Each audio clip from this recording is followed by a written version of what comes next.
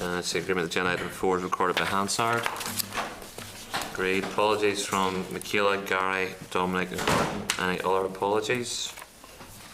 No. I can remind members that they are obliged to declare any relevant financial or other interest at each committee meeting as applicable. Draft minutes, pages 5 to 9 of your main packs. Members content they're an accurate record. Agreed. Matters arising. Table of requests at pages 11 to 13 for noting. Members content. The SIB review of social clauses, the final report on this is pages 14 to 65 of your pack. This was requested last week's briefing with officials and is provided for members' information. Moving on then to the budget and SSE briefing from DFP. I can refer members to their papers in the main pack, pages 67 to 71, DFP background paper, copy of the budget bill, page 72, explanatory note and financial memorandum, page 124, also the supply, explanatory and financial memorandum, page 130. Copy of the estimates 13 to 14 statement of excess is provided in hard copy. The voting accounts is provided in hard copy, as is the SSE itself. So can I welcome the officials to the table? You're all very welcome on this sunny spring morning. Do you want to make an opening statement on this, and then we'll go straight to questions? Thank you, Chair. This is the regular occurrence of the Finance Minister looking to progress the spring supplementary estimate and the budget bill through the Assembly. The budget bill gives formal authority for expenditure plans set out in the departmental supply estimates for the current financial year. A background paper provided to the committee last week set out the overall context. A critical issue, and probably the main reason why we are here today, is the need to seek your agreement to accelerated passage under Standing Order 42 of the budget bill. It can only be given on the basis that there's been appropriate consultation. Our main purpose here today, therefore, is to assist you with your scrutiny of the spring supplementary estimates and subsequent budget bill. This is not the committee's first engagement on this session. On this issue. It is a further stage of the consultation process with you that goes back to the start of the year, where the main estimates were produced. The main estimates reflected the position set out in the Executive's budget 15-16. As you will know, there was full consultation on that budget, both with the committee, with other departmental committees and the wider public. The spring supplementary estimates also include changes in the subsequent monitoring rounds. Each departmental committee was consulted on departmental round proposals, and officials gave evidence to this committee. We've provided a reconciliation table at Annex A, which explains how the main estimates evolved during the year until we get to the final sign-off on the legislative authority approval that we seek today. We're happy to talk you through those changes and provide further detail as necessary. So as you can see, there has been extensive consultation with the committee on the evolution of the spring supplementary estimates and budget bill. Okay, Chair, I would now like to draw your attention to some specific issues. On March 19th, 2014, a Fair Employment Tribunal ruled against the Public Prosecution Service on an equal pay and indirect discrimination case. Due to the timing of the case, the PPS wasn't able to bid for funding covered during the 13-14 monitoring rounds. The necessity to make provision for these costs at year-end breached the PPS AME budget allocation for 13-14. The Assembly has now been asked to provide the additional resources through the excess vote, or through an excess vote, and the Public Accounts Committee has recommended that the Assembly agree to this. The final issue to flag is the voting account itself. This is the approval process to give departments the authority to spend at the start of the 16-17 financial year. It normally provides for 45% of what a department needs to get through to the June estimate, or to the main estimates approval process, which takes place in June. This year, the voting account will be taken on the existing 12 departmental structure, because all the departments will be in existence until the transfer of functions order takes effect in early May. This creates some anomalies in that the existing departments will cease to exist in early May 2016. The transfer of functions order will create 9 new departments by renaming 9 existing departments and then transferring the relevant functions to these departments. Those departments will therefore need to have sufficient cover in the voting account to not only provide cash and resources for their existing functions, but also to those transferring in May 2016. The voting account for each department has been set to ensure that all departments have sufficient cover to continue delivering existing and new functions until the main estimates have been agreed by the Assembly and Budget Number 2 Bill receives royal assent on the new 9 departmental basis. Those are the key issues, and we're happy to take any questions, Chair. Just that last point about the change in departments and that transition period. How difficult a process is that going to be, and is there any risks we should be concerned about that transition? In order to minimise the risks, I suppose, from a financial perspective, it's having sufficient cover on the cash side of things and the resources to cover the new departments. So the voting account would normally be 45% of a department's expected projection or projected spend. For 4 departments this year, DSD, DRD, DEL and DEDI, the voting account percentage has actually been increased to give that sufficient cover that minimises the risk. So you're confident there'll be no issues arising from that transition? We've taken every step to ensure that we've minimised the risk. Good answer. In terms of the, could you just maybe explain a bit more about the point about the PPS and the excess vote of £6 million? So what you were saying was it was too late to deal with that in the previous financial year? Yes, it was a legal issue, and until they had further clarity, they didn't vote, or they didn't bid in the monitoring rounds, which meant then that they went to excess vote. It happens from time to time on the excess vote position, and it's gone to the Public Accounts Committee, who have recommended to the Assembly that it should be approved through. It's more in a technical point of timings rather than any irregularity of spend or anything like that. Okay. By way of background then, can you explain how the SSEs link back to the monitoring round allocations? In particular, what were the main movements of money as summarised in the reconciliation at Annex A, page 71, for members' reference? Yeah, Chair, I can talk you through those the main issues there. I understand the Minister's cleared a detailed annex to go to you, which shows all the different movements. It should hopefully be with you later today or tomorrow. But if I talk you through sort of the main amounts maybe for each of the allocations, easements and the technicals at this session might be helpful. So if you look at the table there for DART, there was about 7 million of allocations to DART throughout the year. TB compensation was 3.9 million and public sector pensions was 3.1 million. On the decal side, in terms of allocations, 3 million resource. There was a number of small allocations. The biggest of that was health and safety obligations, 1.1 million. Capital, there was 13 million, 13.3 million of an allocation to decal. That was all for the multi-stadiums, multi-sports stadiums. For DE, there was a 54.5 million allocation. 34.7 of that was for public sector pensions.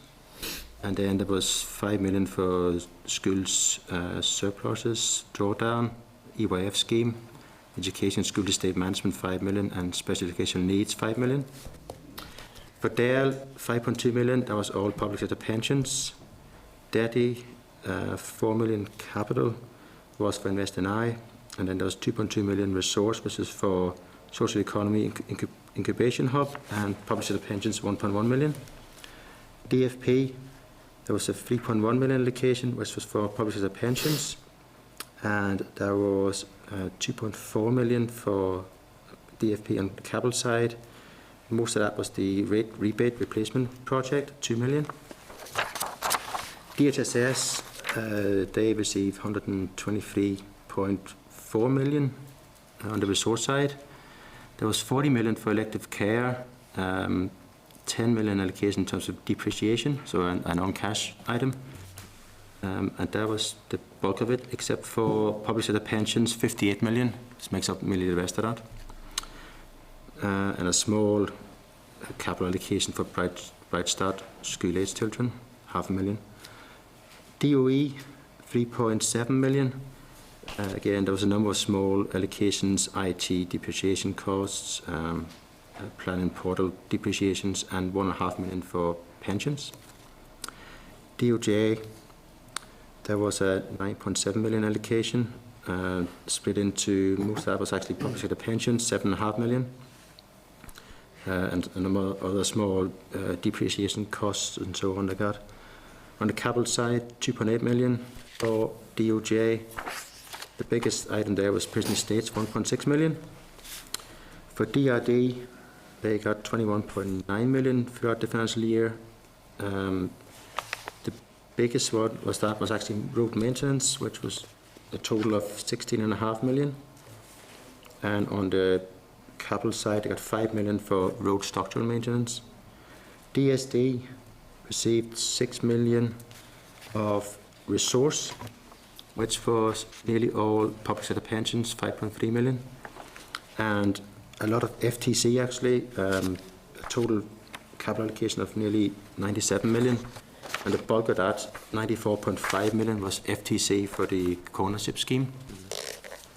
Over from BFM, they got 13 million on the resource side. Most of that was TPOC, 7.1 million, together with the United Community Programme, and 4.3 million for the Social Investment Fund.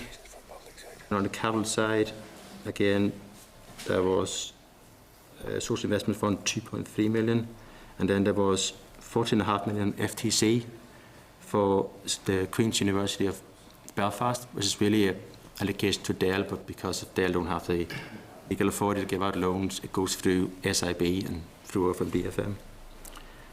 Okay, so I'll maybe not go through all the minors. You should get all the detail behind those. They're all small amounts. So if I move on to the main sort of easements. Just in terms of the allocations, Yeah. quick point, you made reference to pensions required in DSD and other departments. Why were they required in year? There was an additional pensions pressure this year, and we had set up money aside at the centre to cover that in the last budget, and that would allocated out in June monitoring. I think at the time of the budget, from memory, they didn't know the exact pressure and exactly where it would fall, so it made sense to wait to June monitoring. It was all set aside in the budget previously. Okay, so in terms of easements, there was 2.7 million resource in DART, which is pretty much all depreciation. DCAL had 1.2 million capital, which is the Casement Park project. DE 2 million resource easement was the drawdown of school surpluses. And DE capital 5.4 million. Most of that was actually surplus receipts from asset disposals, 3.1 million. And a little bit of, that was TPOC was 3.1 million and surplus assets was 2.2 million. Apologies. For Dale, there was a 256 million resource easement. Most of that, 238 million, was in relation to student loans. It was a non-cash item and a technical change that was applied in the year to the student loan book. And there was 4.6 million on the capital side, which is a TPOC easement. Daddy Dan had a 7 million resource easement. A lot of very small amount, but most of them were actually additional receipts received in the department. And on the capital side, it was 22.5 million easement. 6.1 of that was FTC in relation to North Island Science Park project, which came back. Gas to the West, 3 million. And another FTC slippage in Western Eye, 7.9 million. And then there was additional receipts of 5 million from the Presbyterian Mutual Society. For DFP, there was 6.9 million easement on the resource side. Most of that, there was 1.4 million easement from the VES scheme. Profit on disposal of Rose Park, 2.1 million. And some reduced requirements on depreciation as well of 2.1 million. EHSS, not much really, mainly some EU match funding easement and change fund on the resource side. Capital side, there's only 1.1 million, which is mainly FTC in relation to the GP loan scheme. DOE, the 50.5 shown there is the ARC 21 waste project, and that was FTC that came back. EOJ, there was 20.6 million came back in total on the resource side. Most of that was depreciation of 12.5 million, and just the delivery 4.4 million. DRD on the resource side, 24.6 million came back. Most of that, but 24 million was depreciation, and there was some capital Eastman as well from DRD. Most of that was EU income of 5.5 million. DSD, on the resource side, 20 million came back. Again, a lot of that was depreciation of 5 million. And urban development, 9.3 million. On the capital side, 14.3 million came back from DSD. And there was 8 million from TBUC. There was FTC from the North Belfast project, 2.3 million. Crisis loans, 2.5 million. So those are the main items for DSD. And then finally, on the easements over from DFM, that 1.4 million is made up of a number of very small items, depreciation and things like that, not much really. On the capital side, the 3.2 million, most of that is made up of sale of St. Patrick's Arks, 2.7 million. So that was the easements. If there's any questions on that, we'll go to the technicals. Just in terms of the capital easements, can you just confirm what the total is? 100 million? But the total, Yeah, it's calculated. There's a formula at the bottom as opposed to a figure. 142.8 million. And is that high in comparison to other years, or? That is high, and most of that is actually FTC, most of that. Yes. That's What why it was so percentage high. is FTC? It was the Act 21, was about 50 million came back. That's why it was so high. And in terms of the resources, is that particularly high in terms of 300? Yeah, and again, the outlier is the reduction in DEL in terms of the student loans. That was a change in the discount rate that was applied by Treasury in December. So that was 138 million of that, so it's a lot higher than usual, but that's because of that. It's a non-cash item which is ring-fenced by Treasury, so it's not something that we could spend anywhere else. Yeah. And actually in other years we go on to Treasury and ask for more budget cover in that area, but this year just happened to be different. What's the easement in the PPS? 632,000. EPS, sorry, depreciation. Yeah. Why would that depreciation be coming back? Quite a lot of it you've mentioned there, Peter's coming back. Why? It could be changed. It's things that are written down. The wrong figures It's used. accounting adjustments to the assets. That's what it is. I don't know the detail of all of it, but Isn't it hard though that can happen? I mean, someone has obviously overestimated or something has changed. Which is it? I don't know. It depends. That's a good answer. I don't, because it could be. I think it varies from asset to Yeah, asset. it's a shambles. It depends. I mean, there's all sorts of reasons why it might be written down. It really does prove, Chair. But if you look, I think there's also allocations for depreciation actually in some departments. So it's. Yeah, but it shows how we really need to And so- change this system and have a new financial process that is logical and provides direct read across. We've been preaching that now, is it 6 years? Anyway, it's just nothing to do with you. I can't answer for all the accounting adjustments in all the departments. All right. Okay. I go on to the technicals. These are all sort of transfers between departments and with GP departments as happened over the year. Okay, so for that, there was 1.8 million of resource, which was technical transfers to other departments. On the capital side, same thing, transfer to other departments. DCAL and DE, there was very little.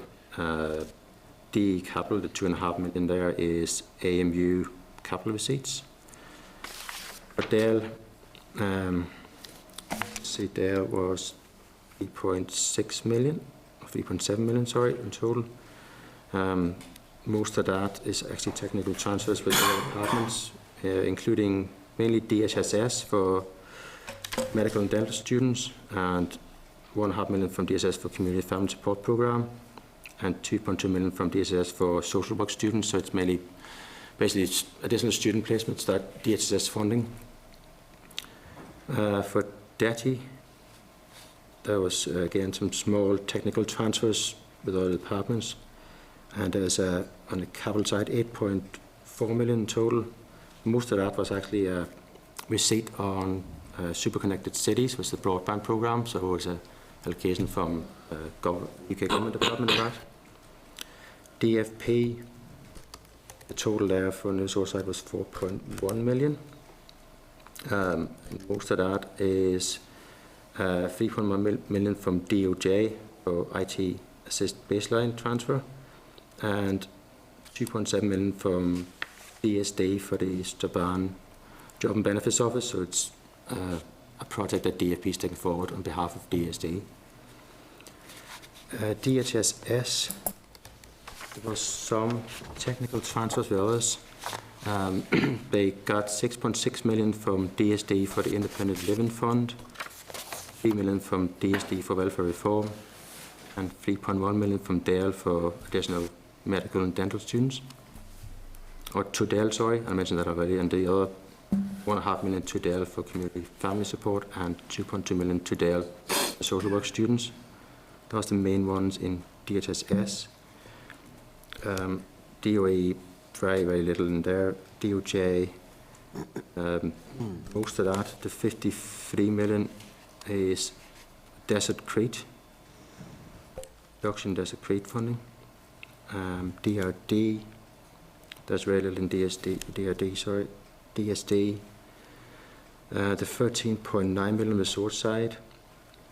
Again, most of that was transferred with DHSS, so they included 6.6 million to DHSS for the Independent Living Fund, 3 million from DHSS for welfare reform, and the 2.7 million to DFP for the Strabane Job and Benefits Office I mentioned before. And I'll not talk about the minors, there's so little in there. But you should get all this detail anyway, Chair, hopefully later today. Peter, just what is PSTF resource? PSTF resource? Sorry, where's... Public Sector Transformation Oh, Fund. Public Sector Transformation. Oh, sorry. Oh, up in the head in there. Yes. That is basically money for VES, unsected schemes. Ah, yes. That was all allocated out throughout the year. Is there anything you would like to say in regard to that? I see Dale is getting the most resource for that particular project. Yeah, it just happened to be, I mean, obviously there's a process of departments submitting business cases. The Public Sector Transformation Fund board was chaired by Hawks. They took decisions of where the funding should go, and it must have been, obviously Dale was probably ready to go on the FE college lectures and university schemes, so they put forward, and in the department itself. I mean, could you give us any overview of these figures? I see Deddy's 2 million, Decals 3. Obviously they're smaller departments, but could you give us just a brief? But I presume Deddy will have just been the core department. Yes. I think most of it, the bulk of the funding, I think it's over 100 million went on the NICS scheme. So of the 183, I think, I can't remember the exact number, but it was 110 million or something along those lines went to the NICS scheme. Yeah. So the bulk of it will be that. Yeah. So, and that's why you see Dale obviously had a FE college lectures scheme ready to go. And from memory, DE also had a scheme for teachers, which was funded. And other than that, I think most of those from memory would be NICS. Yeah. And health is 14. Yeah. Okay. Any other questions, members? Martin? It's good to see such an international tornado with Jacobson, Morelli and a Scott here this morning. Page 117 of this, just quickly, in terms of the grant for departments, we had a little discussion about this in the Assembly recently. 117 is the DADI grants and the SDNI Tourist Board, Tourism Ireland, are two of the ones I'm interested in. Two questions. One,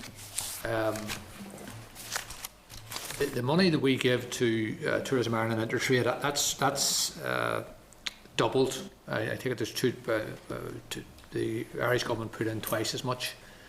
Is that right? The ratio splits, I'm not sure if they're exactly 50-50, but there are set out contribution rates for both bodies depending on delivery and benefits where they accrue. I just don't know the exact. I thought it was just 2 to 1. I thought just we put in $1 million, they put in 2 million. I don't recall the exact split. What I was going to ask was euro sterling. There's no sense asking that if you're not entirely sure about that question, but we'll leave that. The other question I have is that This then is the budget for Invest NI for the coming year. It'll be 171 million.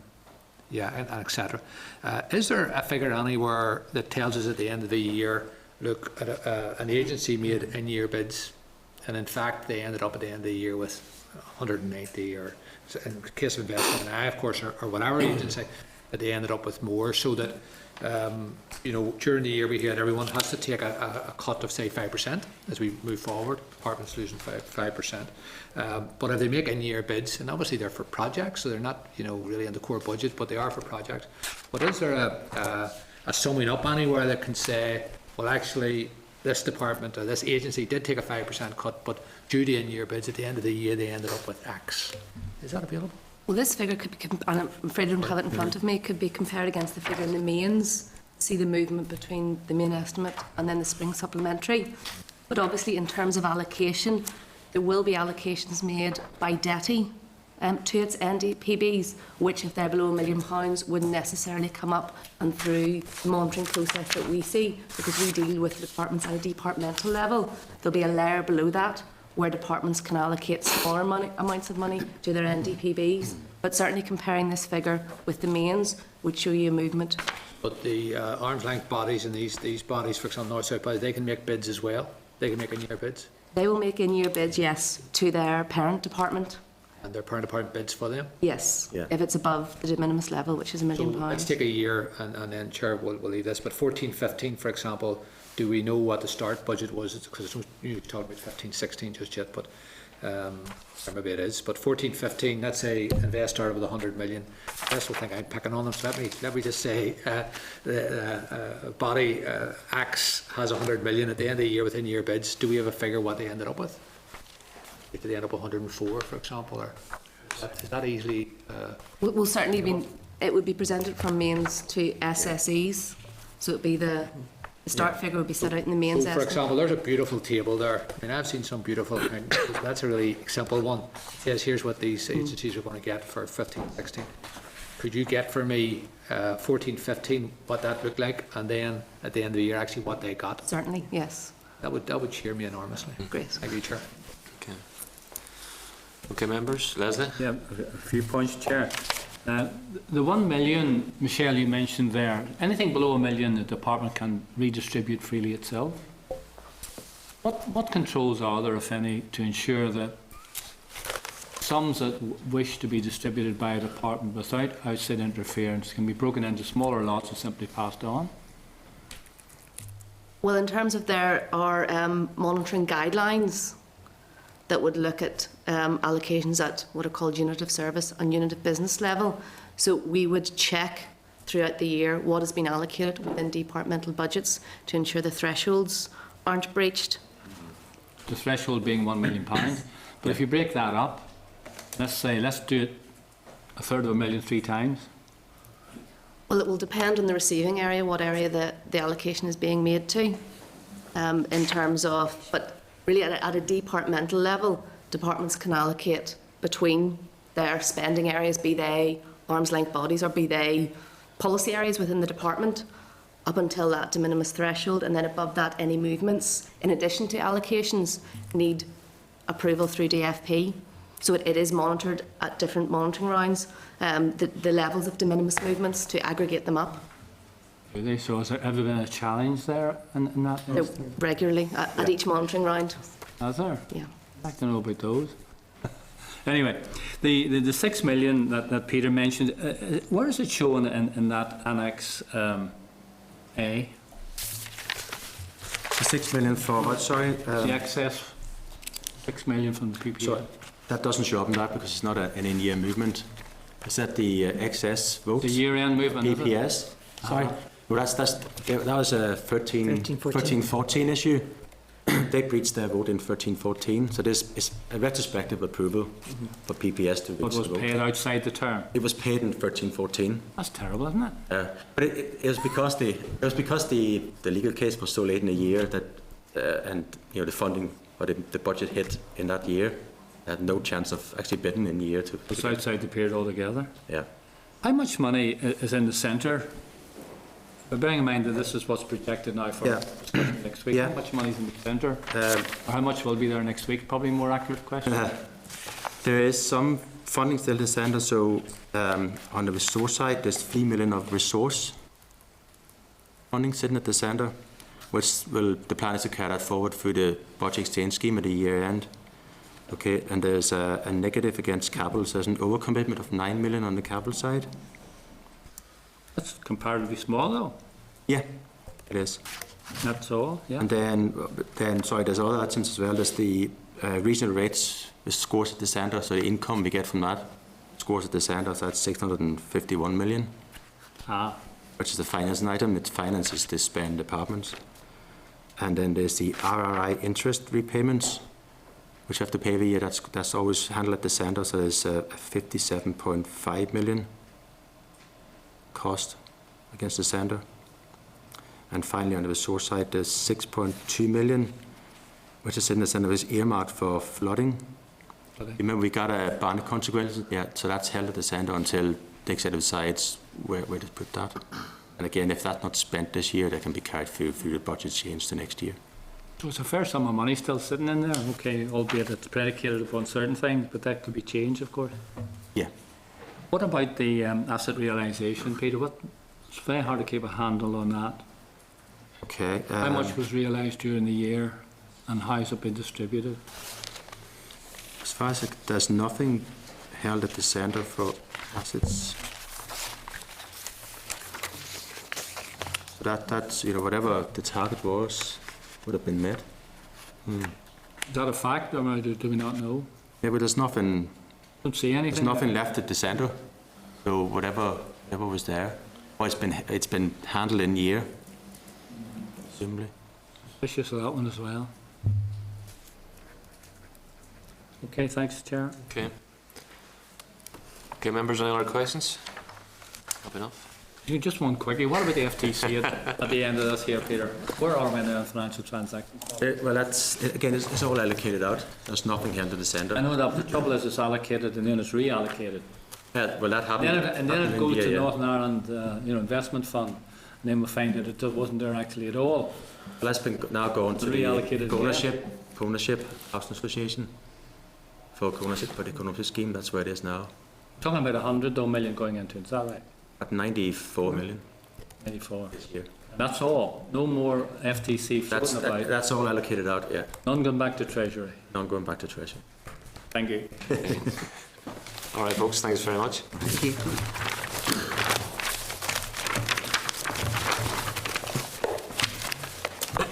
Okay, can I inform members who may wish to retain any hard copies of documents circulated for plenary business next week? Can I advise members the committee's decision on accelerated passage for the budget bill needs to be conveyed to the Speaker on or before the 9th of February, which is the date for a second stage. So members can tell up at the question the Committee for Finance and Personnel is satisfied that there has been appropriate consultation with it on public expenditure proposals contained in the budget bill NI 2016 and is content to grant accelerated passage to the bill in accordance with Standing Order 42.2. Agreed? I also seek agreement to issue the draft letter to the Speaker confirming this decision on page 3 of your table papers, and also seek agreement with the DMP briefing paper is copied to other relevant committees for information given its cross-cutting nature. Agreed? Moving on to the EU funding briefing, can I refer you to pages 136 to 147 of your pack and the preparation sheet for questions at pages 6 to 8 of your tabled papers. Morning. Morning.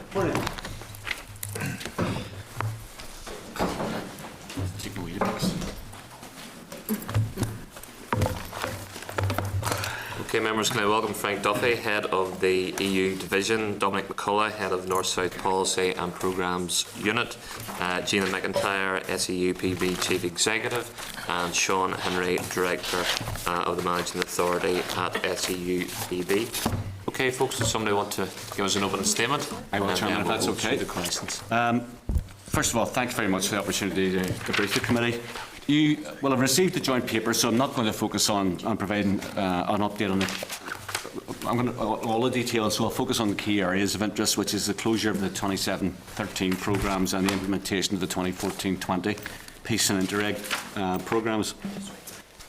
As you may be aware, the final date for eligible project expenditure under the 27-13 Piece 3 and Interreg 4 programmes was for 31st of December 2015.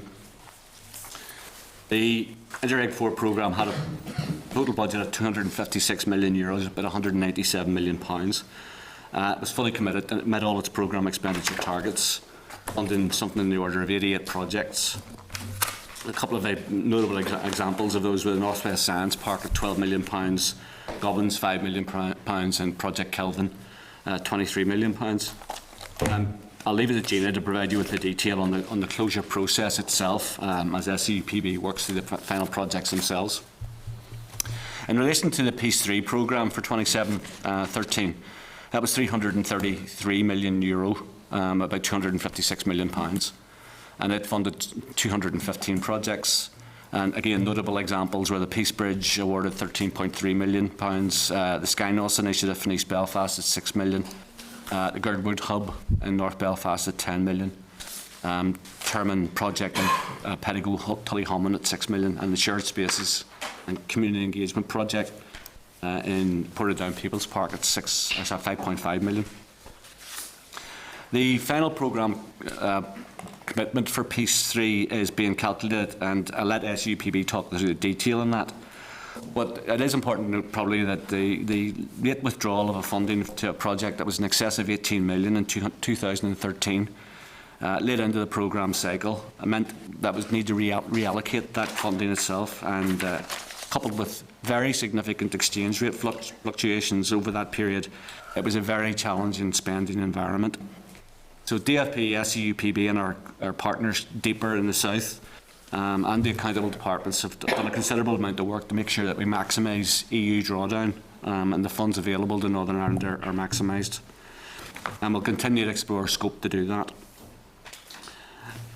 At our last session, I noted that the Interreg 5 programme for the period 2014-20 was formally adopted by the EU Commission on the 13th of February. The programme is already opened and we had 6 calls, so we should see funding being issued to projects later this year as the applications progress through the assessment process.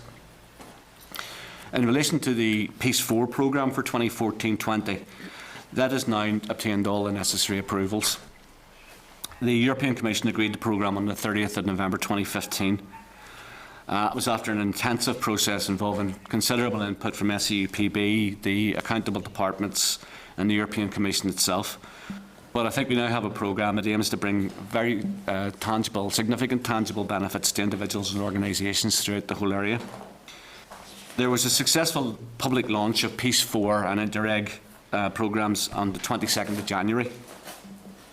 At the Skynos Centre, which I mentioned earlier, was funded through Piece 3.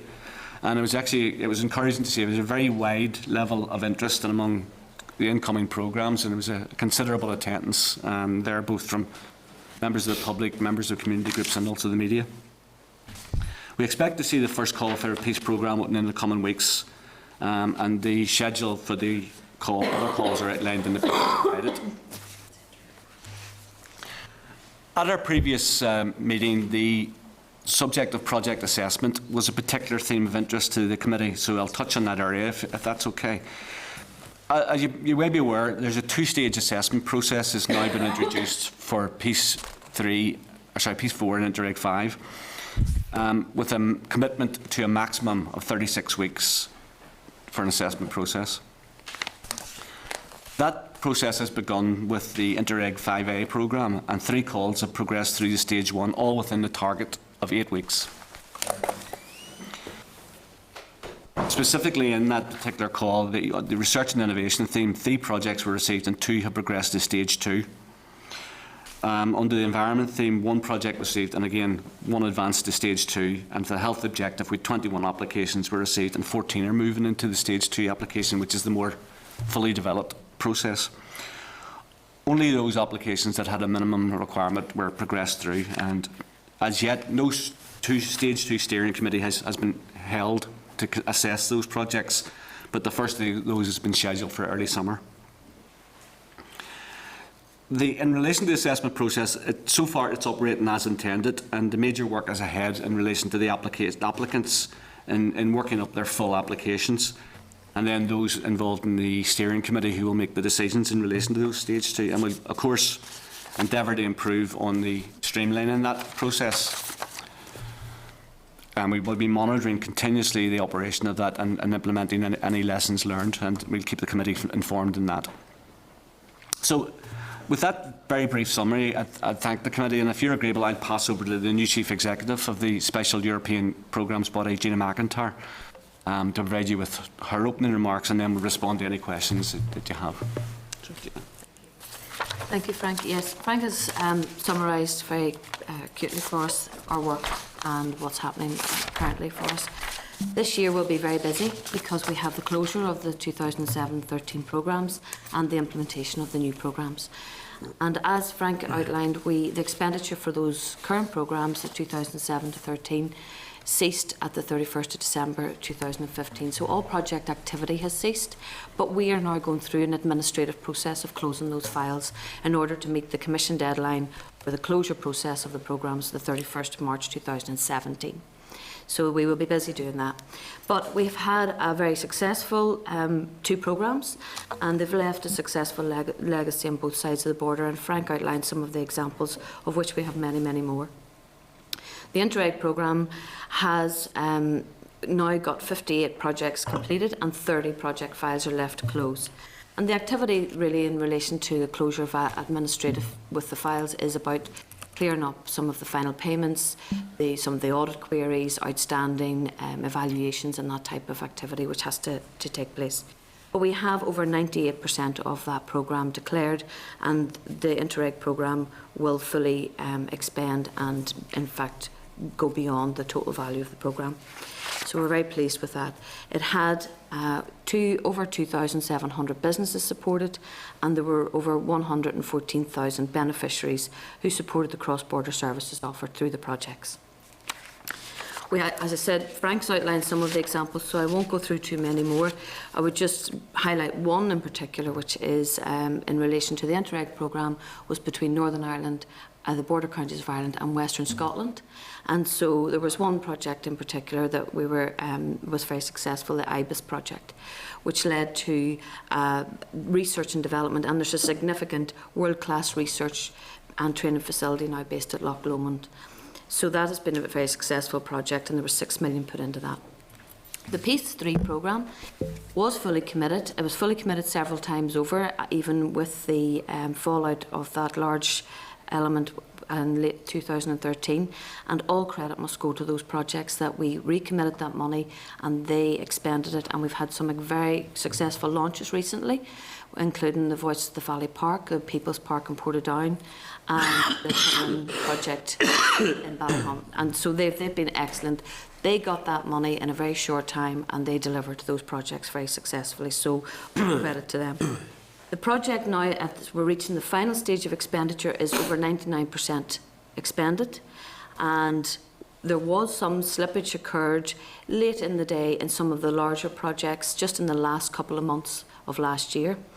We are still working very hard with the departments to see if we can close that, because eligible expenditure for 2015 and other projects can be brought in, and we are working to close that gap. But there is a lost opportunity there, I suppose, we would have to say, for that 1%, but we are working hard to close that. Some of the peace projects that we funded included the Grand Orange Lodge of Ireland, and they had 2 interpretive centres and educational centres and for use of all communities, and in fact they've exceeded their targets both for cross-community contact and cross-border contact with schools that they brought along to visit those interpretive centres. We will in a couple of weeks' time, actually, sorry, the 19th of February, we will also open the Apprentice Boys of Derry. The trustees there has created a new interpretive centre called the Siege Museum. We have the Small Wonders childcare facility, which was situated in North Belfast, and it sees currently 150 to 200 people going through there every week, where they transformed a derelict church for childcare and also for training facilities. So you would see courses like SAGE and payroll courses and the European computer driving licence type courses run there. So that's been very successful. We've had over 7,000 individuals receive trauma counselling within Peace, and 25,000 participants attended conflict resolution courses. And I must say, it was a complex programme, and all credit has to go to the lead partners and the government departments in Northern Ireland and Ireland who worked closely with us to go through some of the implementation difficulties I know you're aware of. And despite all those, we have delivered a successful programme for both programmes.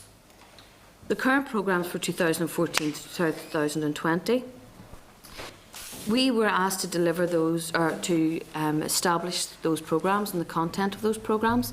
That we have provided you there today with the citizen summaries of both of those programmes. And they were drawn up from the whole consultation process, from the Commission's guidelines, and they, along with the EU 2020 strategy, they outlined some very specific areas to be funded. And we worked through that, and the Commission also had papers on the UK and Ireland to identify the areas that they thought were priority areas for those programmes.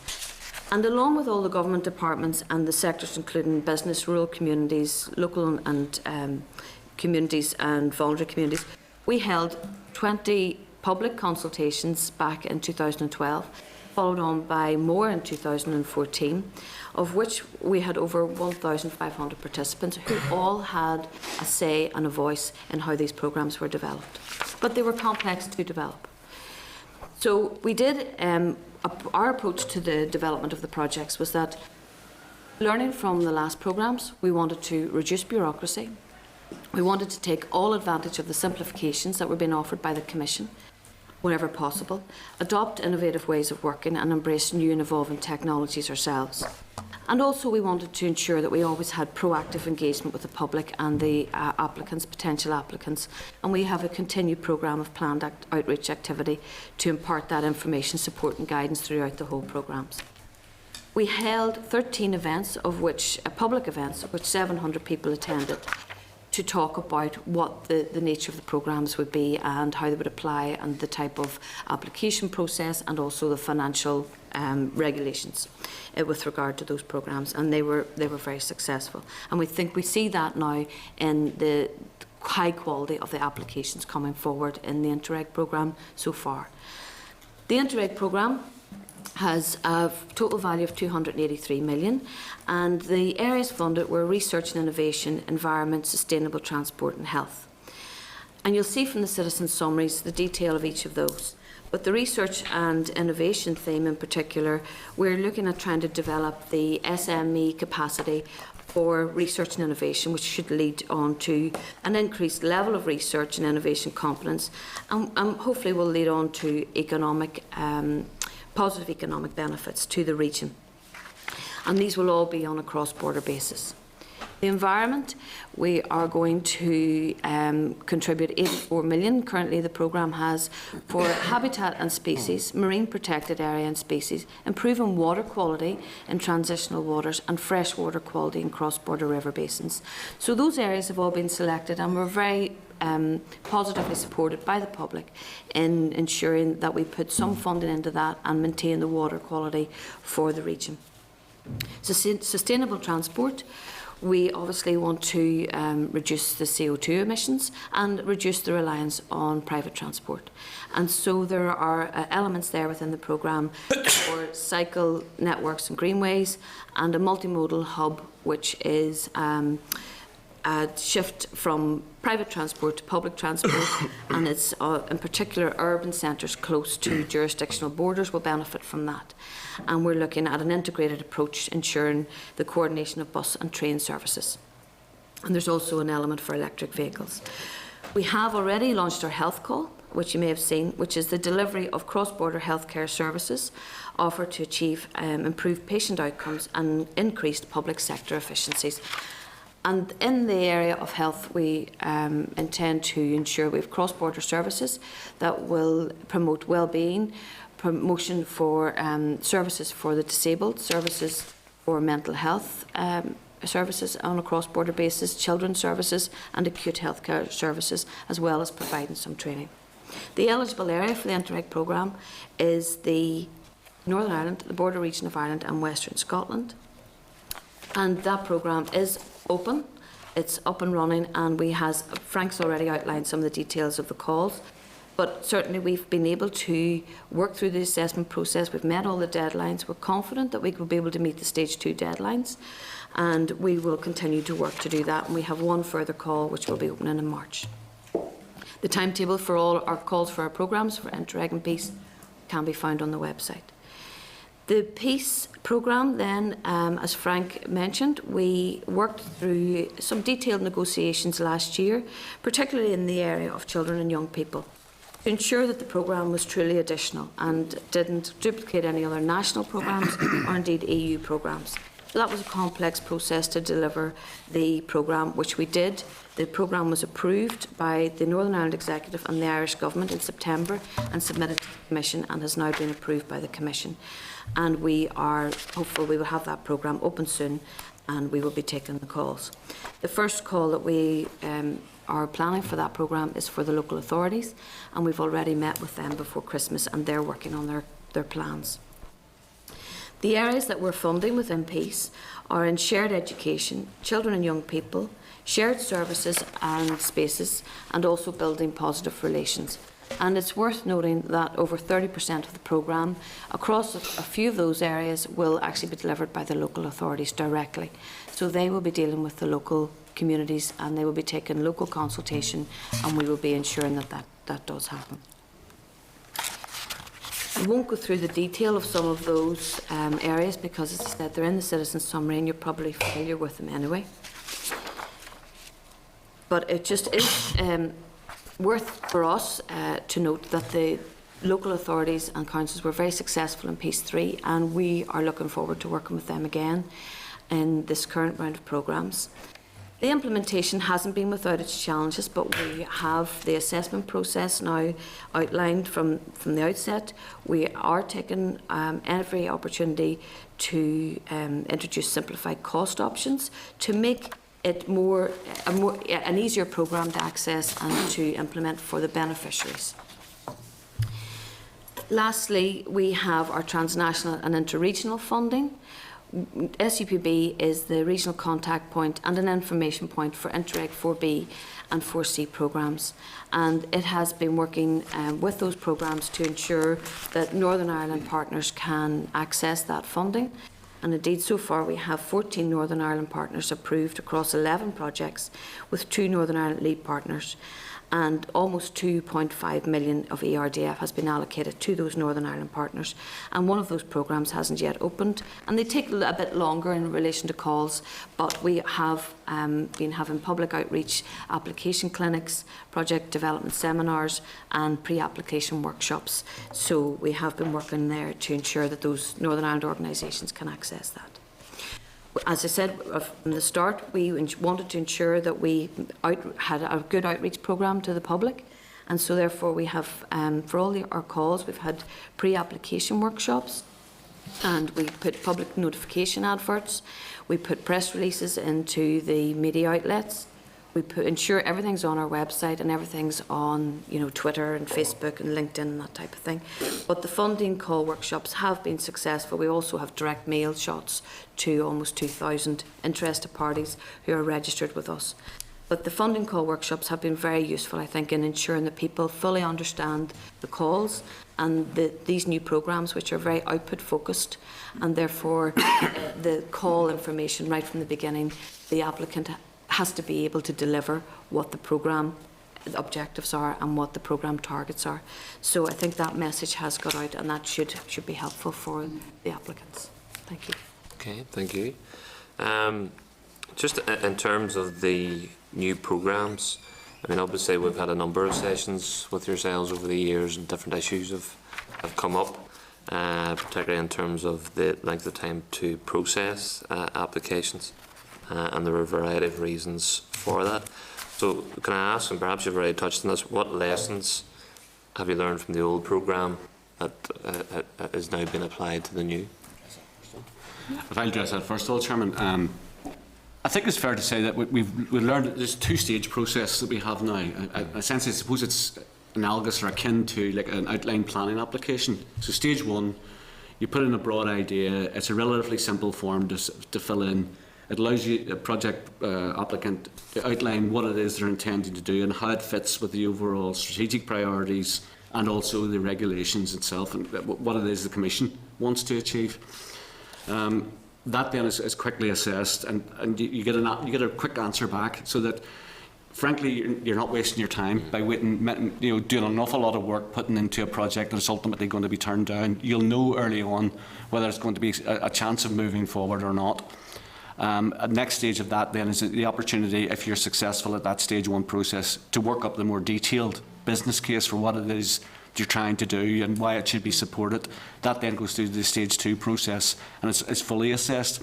What it does is it gives some certainty.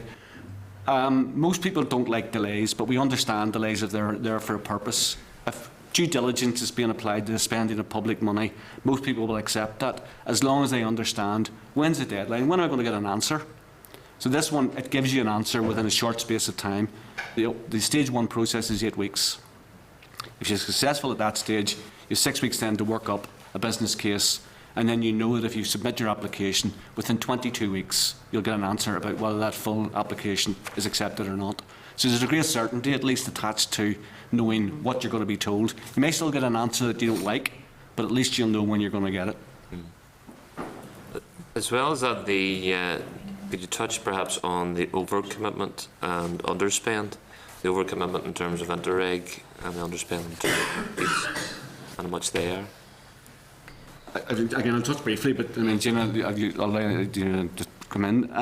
Just to give you an example, Chairman, I mean, we're talking about in recent times, the exchange rate has gone from where a euro was worth 71p to a euro being worth 90p. So that was the sort of margins that we were talking about. So major fluctuations that could have a dramatic impact.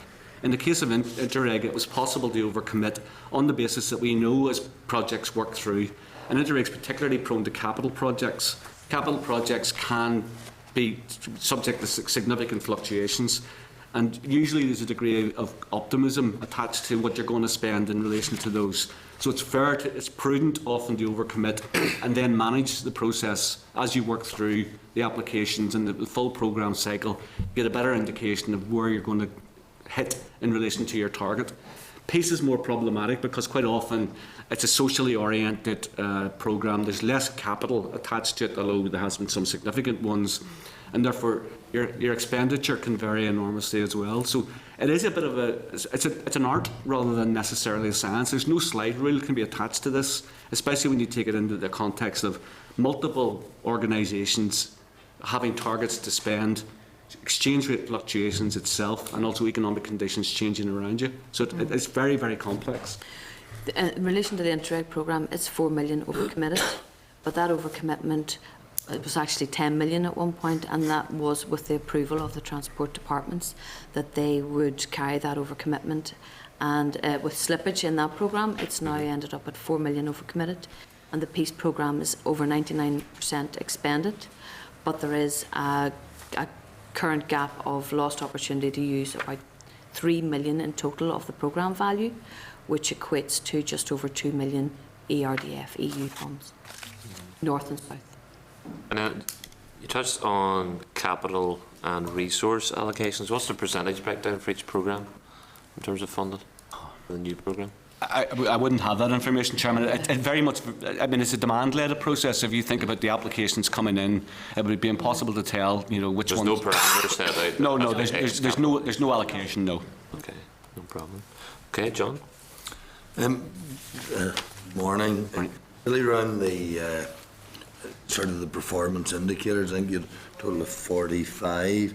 11 have not been reported or can be reported on just at the moment, and there's 15 remaining, but will have been met. Just for clarity, how many on the Interreg indicators have not been achieved, and if you have any information on shortfalls or reasons behind that? Well, the ones that haven't been met as yet, most of those just can't be recorded until we've finished the closure process, and some of them are indicators that would run on for a year or two post-funding, and therefore they will be met, we would like to think. I'm not sure if there are that many that won't be met at all. I think we would anticipate the majority of indicators will be met by the time of formal closure of the programme, which is March 2017. As Gina has said, there is a number of indicators. We can only collect the data 1 or 2 years after the actual project activity has ceased, where we're talking about the sustainable nature of jobs, or the increase in business that has been undertaken by a SME, etc., or visitor numbers to a particular visitor attraction, etc. So over the next 12 to 15 months, we'll be very heavily involved in that closure process, collecting all the indicator information and incorporating that into the final closure documentation. And we're fairly confident that that the programme will show a very good achievement record against all the indicators. And would the same in terms of Phase 3? I think it's It is. 16 out of 21 have been exceeded or met, but about the other remaining 5, are you expecting that same outcome on it? We would be expecting a very high level of achievement. It doesn't mean that just by the very nature of these issues, where the indicators were established back in 2007, and some of the pattern of investment and the pattern of activity and projects has maybe changed over that programming period, you wouldn't always expect a 100% match in terms of the outturn of indicators and what we had anticipated in 2007, but we are not at this point in time seeing any major issues or problems with the achievement against indicators. Good. On the admin for, say, Piece 4 programme, I mean, how challenging that's going to be for SEUPB, considering the context of cumulative savings of 4% on the budget? See that as... Well, it is going to be challenging, and that's why we've taken every opportunity to avail of simplification options within the programme and within our processes ourselves and within our business processes in the organisation, and have adopted new ways of working in order to meet that challenge. But we see that benefiting both yourselves from a budgetary point of view, as well as the applicants. Clients, the applicants. Yeah, That's absolutely. been like a constant bugbear of the committee, is the length of time that some of this process is taken. Yes, we do. I mean, the example within simplified cost options, for instance, you have unit costs or percentage overhead rates. And if we adopt those, it means that the applicant doesn't have to provide every bus ticket or every meal ticket. They can just provide a unit cost. It means that there's a little bit more work in the analysis of that and the verification of that at the outset. But once that's established, that they are accurate and they reflect true and accurate costs, then throughout the programme, they can just submit unit costs, and our staff will be able to verify on that basis. But it does require, that little bit more reality of costs from the outset, as opposed to just kind of big budgets, So, but we think it's doable. Thank you, Chair. Okay, Martin? Thanks for the presentation. Congratulations on your elevation, Gina, as well. And Chair, as you said, I've been involved in many businesses and family groups over the years that have benefited from peace funds from SEUPB and Interreg and from the European Investment Bank. So on a personal basis, I can say that peace funding has really made a difference, but I think we can see that right across society. And hopefully it won't be the last tranche of EU funding, but we'll see how that goes. I want to just go back to the Chairman's question in relation to the break in capital and programme. Have you an approximate for what it was in the last period? Is it, like, it's less than 50-50, I take it? It would be less than Interreg would 50. be very heavily programme, would it? It would be. Now, it's a difference of capital and resource in terms of government accounting. We don't operate on that basis, really, with capital and resource with the accountable departments, because really all grants are resource. But within the programmes themselves, we would, obviously, the capital projects are larger in value. So I wouldn't say it's 50-50 at all. Now, it's probably more like 30-70, but that's just an educated guess. So 30-70, which way? I mean, I'm really interested in buildings. I mean, 30% of the money goes into buildings, you think, in general, of the peace money? Yeah. The significant cost would be in the capital buildings. We wouldn't have an exact figure. Yeah. I understand it. But also the capital projects, you know, whilst we fund the capital building, which is the vehicle for what is actually taking place within the building, and it's that cross-community and that action within the building that's important to us. Okay.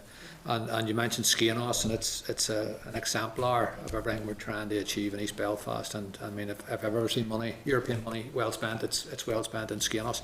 But the question I wanted just to some help with, or the issue of the area is, I'm disappointed that Belfast doesn't get more for big projects under Interreg now. I presume one of the problems is that Belfast is this thriving, vibrant metropolis and trying to link in with west of Scotland and the border region. The link in with Dublin, I presume, has been ruled out time and number by Europe. But why is I was on the council for a long time, but I didn't see any great big visionary projects coming out of Belfast. With Belfast as hub under Interreg, are there hopes for that to happen, or is that happening? Do you see? There is a lot of projects happening in Belfast, and they do connect with Western Scotland and with the border counties, but it's less in terms of capital bills. It's more maybe universities and their engagement there, and organisations to organisation, as opposed to capital bills and Maybe a Interreg. flagship project onto that, or Maybe just to add to what Gina said, in the previous rounds of Interreg funding, Belfast was not part of the core area, eligible area for the Interreg programme. It could still participate as an adjoining area, but wasn't part of the core area. The eligible area in this programming period has changed to incorporate all of Northern Ireland. So this is the first time that Belfast will be fully incorporated within Northern Ireland. And we do have the scope within the programme going forward to spend money outside the eligible area, where it is of benefit to the area. And as Gina has mentioned, particularly in the programme going forward, there's a very strong focus on research and innovation. And we see that there's a real opportunity for the universities in Northern Ireland to participate within the Interreg programme. Some of those obviously are based in Belfast. They're also based elsewhere within Northern Ireland, and we would welcome them forming strong partnerships with the institutes of technology within the border region, together with counterparts across in Scotland. And where it would be appropriate, those partnerships could incorporate other research institutes outside the eligible area, where that would be adding and bringing extra value to the area. So there is scope for other broader-based partnerships within the Interreg programme. The key thing within Interreg is that we have to demonstrate cross-border working and cooperation. That is the fundamental issue. And for many areas of activity, that is easier to demonstrate that in where the area is physically closer to the border, and therefore traditionally we've had a very high level of Interreg activity up in the northwest, and the Northwest Science Park would be, I think, a very, very good example of where we have a joint science park between Letterkenny and the Northwest Science Park and Fort George. I think that's a very positive and a very high-profile example in the northwest. We're completely open to projects within the Belfast area for Interreg going forward if they can demonstrate that level of cross-border working and cooperation. Okay, just finally, Chair, a project very dear to my heart, but which never seems to really get that, we'll be able to make a cogent application to get substantial European funds, is the Lagan Canal from Belfast Harbour, I suppose, to Loughney, which is probably part of the Ulster Canal project, which seems to occasionally get small amounts of money, relatively small amounts of money.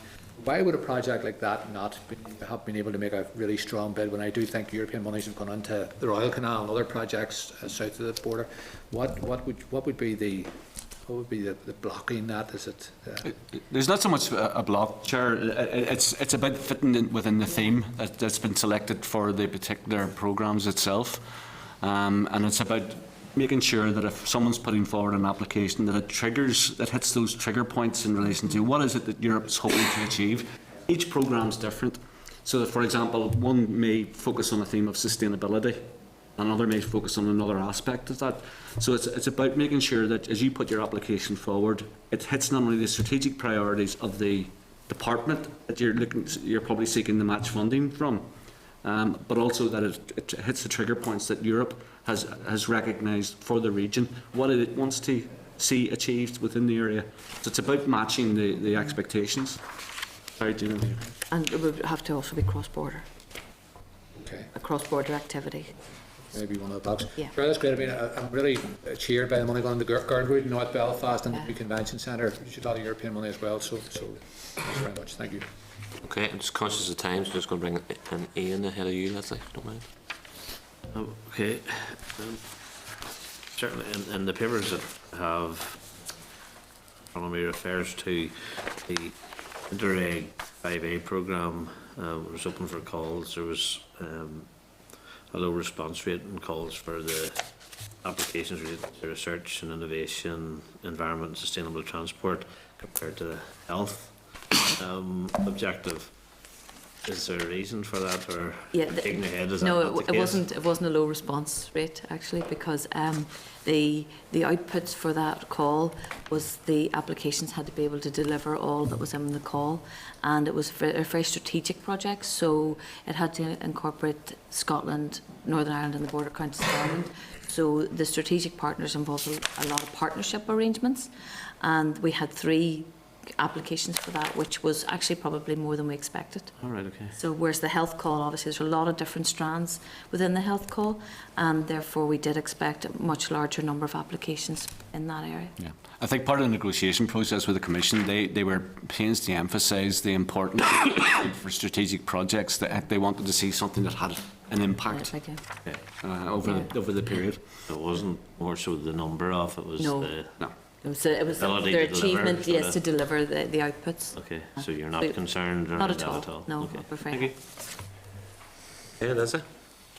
Thank you very much, Chair. The Interreg 5A, as you know, we're talking here about an assessment process no longer than 36 weeks.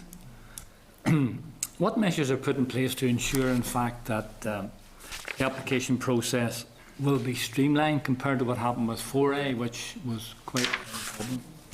Well, the fact that we have that agreed assessment process now with the government departments in Northern Ireland and Ireland and Scotland, that's set up and that is it within the document. It's all been agreed by the Northern Ireland Executive, the Irish Government and the European Commission. And if there are any delays further than that 36-week, the reason for the delays must be published on our website.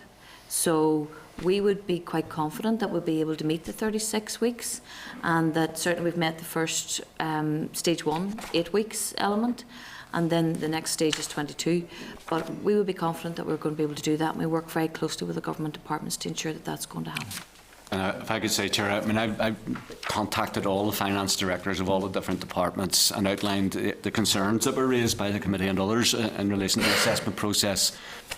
We outlined to them the revised assessment process that we proposed. They all agreed to that, and we're looking at ways to actually slim it down even further if we can. I think setting in context, if you actually go back to the 2007-13 programme, it was at the start of the new administration. There was a lot of bedding in was going on in departments themselves, as well as the launch of a new programme. So there were considerable delays early on in that programme, both in Interreg 4 and in Piece 3. And I think we've, to go back to the Chair's original question, we've learned the lessons from that, and we have streamlined the process. And I think the additional measures that SEUPB and the Commission are taking about simplified cost options and about targeting times and about the 2-stage process will ensure that it's transparent.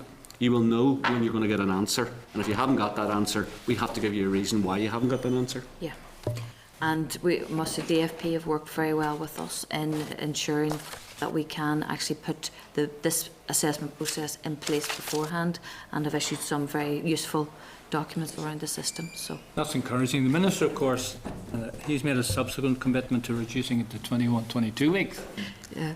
How and when will this be achieved? And because of that shortened deadline, will those reasons be summarily published? Will there be a way of improving the sort of feedback on the whole scheme? I think the Minister may have been referring to the second stage of the, which is Think he where was we're wrong now. then, do you? No, I'm not saying it's a fault. I think he may have been referring to the second stage, just in that we've gone through the first stage and we're now looking at we're now approaching the second stage for the first time, which is the 22 weeks. And we will obviously try, if we can take any time off that, we will. But we know that we've also had a little bit of a luxury at this point with Interreg in that the calls have been working in sequence, whereas now for the rest of the year we're going to have Interreg and Peace, and they'll all be running, the calls will all be running in parallel, so we'll have to work with that. But wherever we can take time off, we will. I think it's fair to say, Chair and Mr. Creedy, that what happens is you have a number of calls and people expect that all the calls will be treated equally and that there'll be an open and transparent process of assessment. When you have to do that, you have a large number of people involved in the steering committee who make those decisions in relation to those calls. Just even assembling those people, assembling all the documentation, ensuring that everyone gets a fair hearing, means that you have to do that within scheduled times. So you can't just simply say, we have all the documentation, so let's all meet tomorrow and get this done. You have to have scheduled in, because you're getting people coming in the case of Interreg, from Scotland, from the Republic of Ireland, and from here, and for a whole variety of interests. So just even the mechanics of getting that decision-making process starts to mean that you are tied into certain timeframes. And I think Gina's right. I think the Minister was referring to the second stage of the process. Excuse me, I think it's also important to point out in Green, the reviewed assessment period, we're going to evaluate that after a year. I think we agreed with DEPR and SUPB and departments to go back and see what was working and what wasn't working and try to improve what was poor and build upon what was good. So we will be reviewing it. It's a retrospect thing. I like to think that, see, a forward-looking bit, is much more important than getting it right from first time. The programme itself is worth 43 million, and I'm intrigued to see, in fact, that. Sorry, which programme is that? This is still 5A, matching funds which must come from non-EU sources, which may be national, regional, local government, project-owned resources, or private. Quite a wide basket. Yes. What's the expected breakdown of match funding, and what assurances are there that this is realistic? In a Northern Ireland context, there's a central fund, excuse me, of match funding, and it's 15%. And so therefore that funding would be provided centrally. The reference to the other forms in Scotland in particular, they would seek their match funding from other sources, and they use private sector sources or whatever. So it's clearly focused then? Yeah, in Northern Ireland, but there's specifically the funding is available, the match funding is available. And I can't but resist following on Martine's chair on the waterways. I mean, when you look at the inter-regional, or between the cross-border, if you like, you have the whole Shannon Erne system, full to capacity of tourists. You have a developing situation in the Lower Bann, same thing, and yet surely you have a classical cross-border initiative to make those two linked together by the Ulster. Unfortunately, tourism isn't part of this Interreg programme. No, but the Increased economy, I can tourism, argue, but yes, the SMEs and all the rest of it, along the way. There's a classic two bunch of attractions, but cross-border, not possible. Anyway, that's the best I can do for you, Martin. Running up a few doors for me.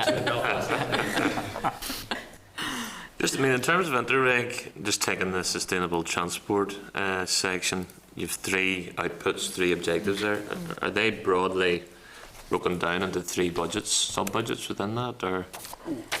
We would have working budgets that would give us indicative budgets that would give us the allocation of money across those, and those budgets were made available when people were putting in calls for applications, so people would have been aware of the budget allocations across those 3 areas of activity. And what's the budget for the Greenway target? I don't have that figure with me at the moment, but we can share that with you. It was part of the call for applications. I think, but we have to be careful here. We have these indicative working budgets. They're not part of the corporation programme, and we don't want this to become a rigid budget allocation. We wish to keep that level of flexibility, that we can have some flexibility in allocating money depending on where the interest is and where the best applications are. I guess fair, Chair. I mean, we're looking at effectively, if you take the 3-year N+3 expenditure approach to European funding, effectively a 10-year period of expenditure. And you know, Robbie Warren said, you know, best laid plans to make some men gang off the glay. You know, to be confident that you have set budgets over a 10-year period, you'd be a very confident person to do that in the current climate. Therefore, the indicative budgets are there on the basis of not only what you think from public consultation people want to see on the ground, but also what can be spent. Yeah, because it's critically important from Europe that you actually achieve the spend that you say you're going to do, otherwise you lose it. In terms of the Greenway section, I mean, I see that the application date is now passed. Was there many applications submitted? Is there much demand there in terms of? Yes, we had quite a number, and there's quite a high level of interest in those. And again, we can give you the exact numbers following on from the meeting. Sorry, I just don't have the figures here, but I think it's somewhere in the order of five or six applications was received. That's all around the border areas, essentially? Yeah, that's correct. And in terms of the departments, obviously there were issues before in terms of the interaction between yourselves and the department.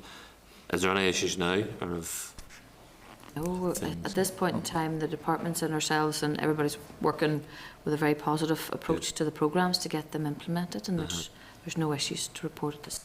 I also chair a European strategy group where all the departmental representatives come around and we discuss specifically the operation of European funding and any issues that are arising. And if there is a Brexit in the time ahead, how will it affect the funding until 2020? I mean, sure, this is one of the things where obviously everyone's speculating at the moment, but until a referendum takes place and until the executive and our minister adopts a position that we have no policy lead in relation to that happens, I'm assuming that if it were to arise, that as part of the negotiation process, all of those issues would come into consideration. Very diplomatic answer. Okay, members, any more questions? I have enough. All right, folks. Thank you. Thanks very much. Thank you.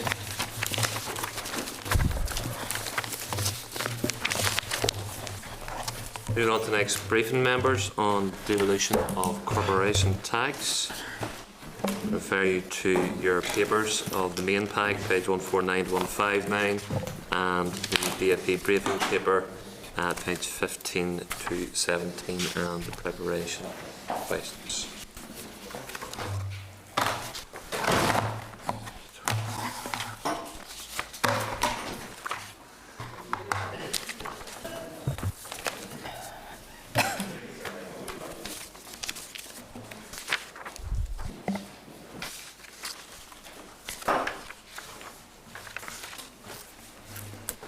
Morning.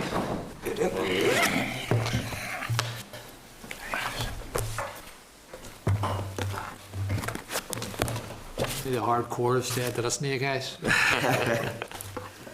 Okay, Tony, do you want to give us some opening comments where we are? Yes, Chair. Questions? Well, first, thanks, Chair and members, for the opportunity to come and brief the committee today on devolution of corporation tax and the work that we're taking forward on wider fiscal powers. As members will know, the Executive is committed to a reduced rate of corporation tax of 12.5% from 2018 as part of the Fresh Start Agreement. This remains the Executive's top priority in terms of the devolution of fiscal powers, and it's obviously a key focus for us as officials. We have been and continue to engage extensively with Treasury and HMRC to develop the Northern Ireland corporation tax regime that will pave the way for the introduction of this reduced rate. The Department signed a Memorandum of Understanding with HMRC in December that will enable the development of the IT and administrative systems needed to implement the Northern Ireland regime successfully. And the MOU also puts in place extensive arrangements for the governance, audit and assurance of the work that HMRC will be required to undertake on our behalf. As indicated in the Department's paper to the committee, we have been liaising with the Treasury on the public expenditure implications of the introduction of the reduced rate, and the latest estimates that we have from Treasury suggest that a 12.5% rate applied from April 2018 would result in a net cost to the executive of around $275 million by 2021. The cost will ramp up over the 3-year period to that point. While the precise mechanism for making the adjustment to the Northern Ireland Block Grant is still to be fully agreed, we continue to engage with Treasury on that to progress this issue, working to ensure that we get a fair and proportionate outcome for Northern Ireland. On the benefits side, members will recall that the Ulster University has undertaken research which suggests that within the 15 years of a 12.5% rate being introduced, over 30,000 additional jobs could be generated in Northern Ireland, with the economy perhaps around 9% larger than would have otherwise been the case. So clearly a cut in corporation tax has the potential to put the local economy on a significantly higher growth trajectory. There's much work to be done before April 2018 to put the new regime in place and to ensure that we can fully realise the benefits that we believe are possible. Comprehensive project management arrangements have been put in place both on a cross-departmental basis locally and at a UK-wide level by HMRC to ensure that we take this work forward effectively. While corporation tax has been a key focus for us in the department, the Economic Pact also recognised the need to consider whether devolution of some further tax powers might have the potential to enable the Assembly to respond in a more tailored way to the economic, social challenges that we face in Northern Ireland, and this commitment was reaffirmed in the Stormont House Agreement. Members will be aware from various updates that we've provided in written form to the committee that the department has undertaken evidence-based assessments of 9 of the other main UK taxes and duties in addition to corporation tax, and the criteria against which we have assessed those duties was set by the then Finance Minister Simon Hamilton. And broadly speaking, we've sought to consider whether devolution could deliver a defined social or economic benefit to the people of Northern Ireland in a manner that was affordable. In light of the new Finance Minister taking up his post last month, we are currently reviewing the assessments to ensure that any more recent or material developments, such as the Autumn Statement and Spending Review and Fresh Start Agreement, have been fully reflected in the work that we've done. And once completed, we aim to put the findings of that work to the new Minister very shortly for him to consider and make a recommendation or give us directions on how he wants to take this forward.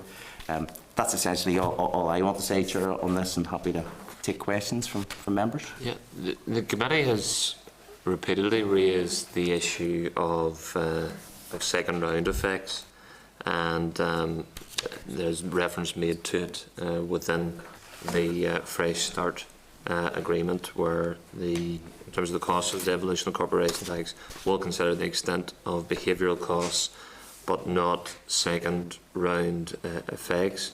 Now, that is of concern to anybody locally that wants to see a fair deal in terms of the transfer of corporation tax, and certainly any second round effects that would result in terms of income tax, in terms of VAT to the Treasury in London, we would like to see returned here in line with the no detriment principle that was outlined in the Smith Commission in Scotland. So what is the department doing to ensure that that point is repeatedly raised, and is the department making the point to the Treasury that in line with Scotland that we deserve the same treatment in terms of that particular principle? Well, we've yet to fully engage with the department on the precise nature of the block grant adjustment mechanism. As you say, Chair, that the Fresh Start Agreement does set out that those costs aren't, or those benefits aren't included. It is an issue we want to explore when we're discussing block grant with the Treasury. The consistency, to ensure that there is consistency of treatment. So while we have a position at the moment, we want to ensure that we get the best deal possible and a fair deal for Northern Ireland in terms of the block grant. It is an issue that we'd be raising in terms of how the no detriment principle would apply in Northern Ireland. Those discussions we've yet to have with them. But to date, has the Treasury position been you don't have a chance, or there's a possibility? Well, the positions as set out in the Stormont House Agreement and Fresh Start, that the second round effects are not being included, that there will be the direct costs and the behavioural costs. So in terms of the Treasury position that we have to date, it's as per the agreement. And is that issue going to be a priority for the department? Well, certainly we want to engage with them to ensure that we get as fair and appropriate deal as possible, and that we are treated consistently. As you know, there's ongoing discussions between Scotland and the government on this. We watch that with a lot of interest, and we'll want to ensure that we are treated fairly and appropriately. So it will be a priority? Yes, well, we will Yes. certainly be raising the no detriment principle with them in discussions that we have. I think, could I add, Chair, if you're happy that I do so?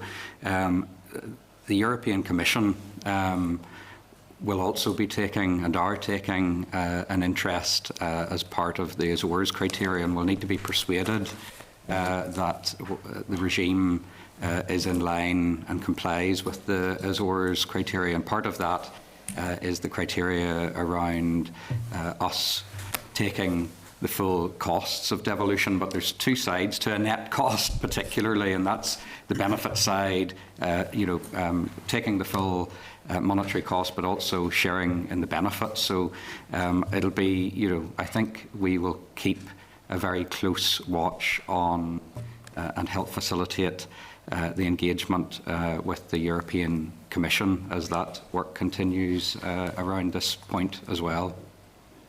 Another previous issue that was raised by both the department and from Dr. Graham Gudgeon was the lack of transparency in terms of Treasury calculations. Is that something that has improved? Are we getting more detailed and transparent information as to how they work these things out to ensure that we are being treated fairly? Yes, well, certainly, as I said, we've got some new updated costs from them.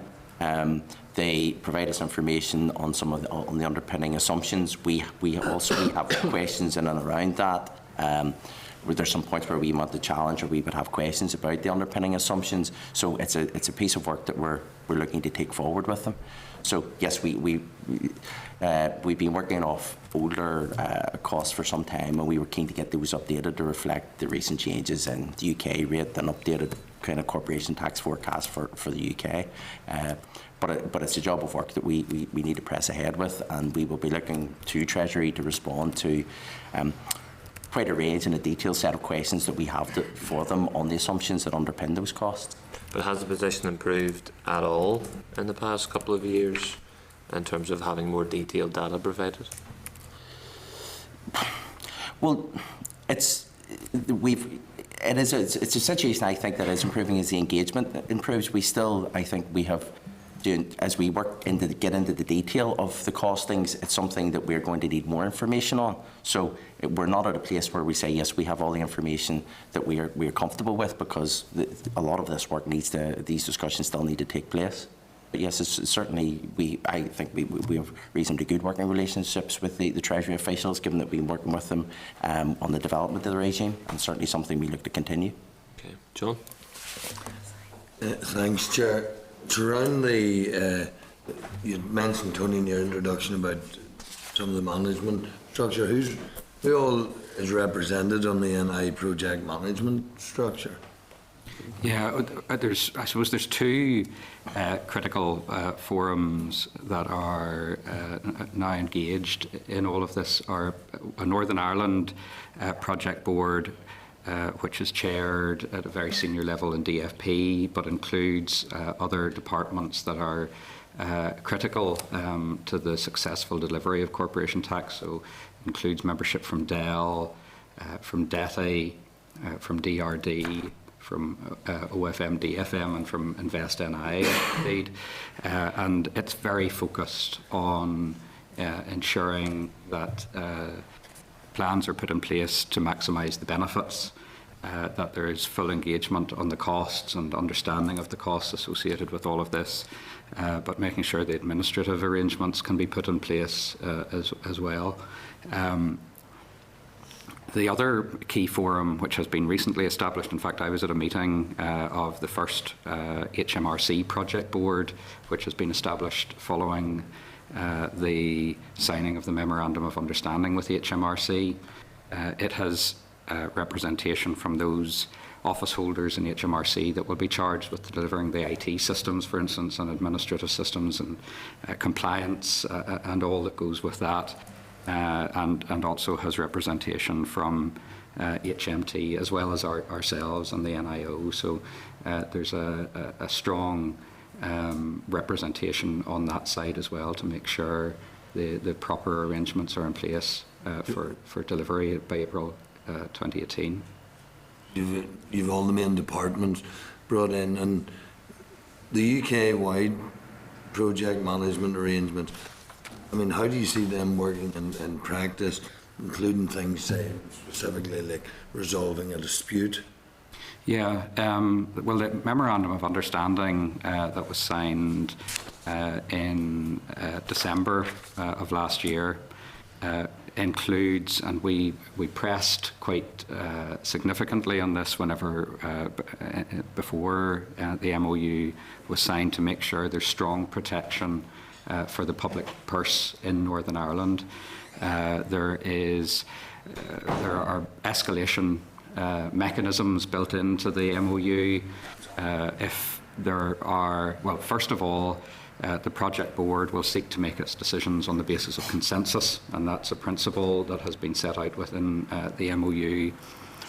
Where that, for whatever reason, isn't possible, then there is a further senior officials group, a joint executor committee, which will be called into play to consider issues that haven't been resolved. Failing that, and as a last resort, there is a ministerial level forum with the Northern Ireland Minister, the DFP Minister, and a Treasury Minister that would meet to resolve issues as a last resort, I guess. Now, as we were putting this together, I was seeking to get belt and braces in all of this, but we took comfort from our engagement with our Scottish colleagues who have a similar memorandum of understanding in terms of the Scottish rate of income tax, and they inform us, certainly at the last dialogue that we had with them, that those escalation measures were not required, or similar escalation measures had not been required at that stage. So it's a relationship of partnership, I think, and that's a principle that underlines the MOU as well.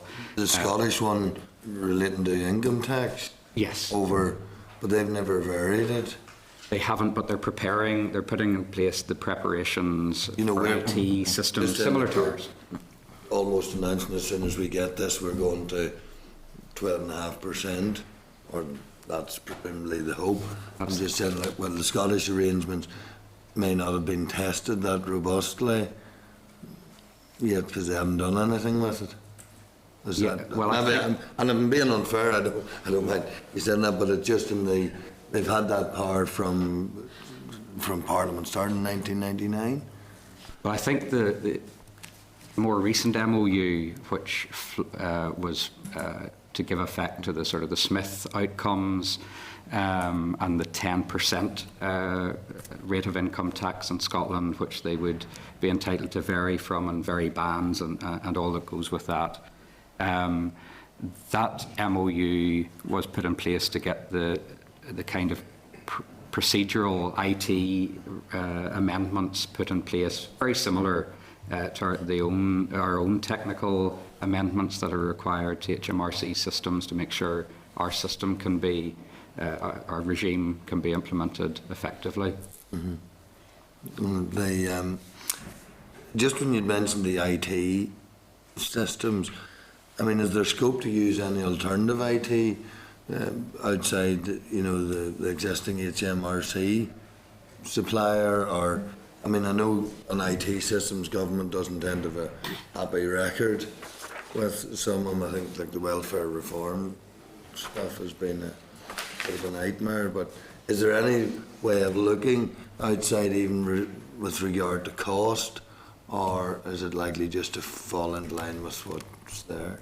Yeah, well, certainly the Act that has been passed at UK Parliament level in terms of the Northern Ireland regime requires use of HMRC as the collection body, primarily because the Act gives us the power to vary the rate but doesn't give us the power to really do much else with the corporation tax system. And there are advantages as well, despite the legislative requirement of using HMRC. Advantages around we are being charged only for the additional costs, the fixed costs of HMRC. We will not be required to pay for directly. They also, I think, in terms of the broader profit shifting or aggressive tax avoidance principles, they see both sides of the UK companies' accounts, which puts them in a better position than two separate bodies to be able to guard against those types of risks. I suppose the one further point I would make, just in terms of our comfort that the IT systems can be put in place. When we were discussing this with Treasury kind of in the middle of last year, when prior to a decision being taken on a date and a rate, we were giving consideration. We were discussing with them what would be required to get a regime in place should the executive had opted for a start date of 2017. Mm-hmm. And at that point, Treasury were telling us that if we needed to do that, that we would need to have the MOU in place and signed by November of last year to give HMRC sufficient time to develop the systems. Well, the MOU was signed a month after that, December, but we now, the executive has taken the decision not to implement the rate until 2018. So it gives us some comfort that there's a longer time frame to put the systems in place. It's always envisaged that there will be testing of those systems as part of the IT development plan. So we have more assurance that there's sufficient time to get these systems in place and up and running for it. When you say testing, you would probably be hoping to be starting testing some point in 2017, or being ready for it effectively changing in 2018. Oh yeah, well that would be the expectation. We haven't seen the detailed plan from the IT suppliers and HMRC, but when we were working towards 2017, there was testing just prior to go live. So there's a lot more time to do that to ensure that there is confidence that the regime is ready and fit for purpose. What sort of length of time would you be wanting to test for? Like, is it 3 months, 6 months? I'm not sure precisely what's involved in that. That would be on the IT side of things. Now, it's not, just to be clear, it's not a testing in terms of getting companies to complete returns or anything. That the regime will go live on 1st of April 2018 and will be applicable from then. But there will be presumably procedures and projects that the IT suppliers will go through to test the regime offline to ensure that it's working. Would be my expectation. But yes, we've yet to see the detail on that. Thanks. Okay, Martin. I'm told when HMRC deal with Google, they give them tea and mints and massages and sunbeds and so on. I take it they're a wee bit tougher with you guys going to negotiate with them about this new system. So I suppose my point is this: you're going in there to the Lion's Den, trying to get the best deal for our constituents, for the public here. I read the briefing, the memorandum of understanding between ourselves and HMRC. It's very tactical, of course, but I know even within that you'll be fighting for the best deal and making sure that we aren't bullied or pushed around by these guys. So that's the first question. That my assumptions are right. Take it. Absolutely, and I think there's comfort that can be provided as well in those checks and balances that we spoke about earlier, the dispute resolution, the moving forward on the basis of consensus. We have broader than that audit options if we feel we need to call on them, if we're not persuaded that the cost base for the development of the IT systems and the broader administrative issues are not handled appropriately. More broadly, I suppose, there is a responsibility on the National Audit Office. They answer to the National Audit Office as well to make sure that whatever costs that have been incurred offer best value for the taxpayer here. And in addition, the MOU includes an offer from HMRC senior representatives to come and brief this committee about what actions they're taking and take questions, presumably, on costs and progress and all that goes with that. So that's built into the MOU. I think in the future, sure, that would be helpful, probably after this mandate. I think it'd also be helpful to hear from our friends in Scotland. I see the Finance Minister in Scotland, Mr Swinney, has decided today not to increase income tax, though he now has the power, and there's some pressure on to do it by 1%. But I suppose then the second part of my question is we have the technical stuff, we have the MOU, but what about the more lobbying and advocacy stuff? Because Scotland seems strong in that. Obviously, you guys are sorting out the technical stuff and the systems and so on. But who's going to go in on behalf of the Finance Minister, on behalf of the Executive, to make a case against this punitive approach that if we do create extra jobs here, the income tax goes to London and stays there? And then the other issues were, how do we keep progressing that? Do we have a strategy for that at the moment? Well, we'll be undertaking the technical work, not just in terms of looking at the costs and interrogating the costs and the assumptions that underpin those. We'll be putting advice to ministers, as you've seen the case in Scotland in terms of how the Scottish Government is engaging with the Government in London. We will similarly be putting advice to the Finance Minister, and if there's matters where it needs ministerial engagement, there will be ministerial engagement.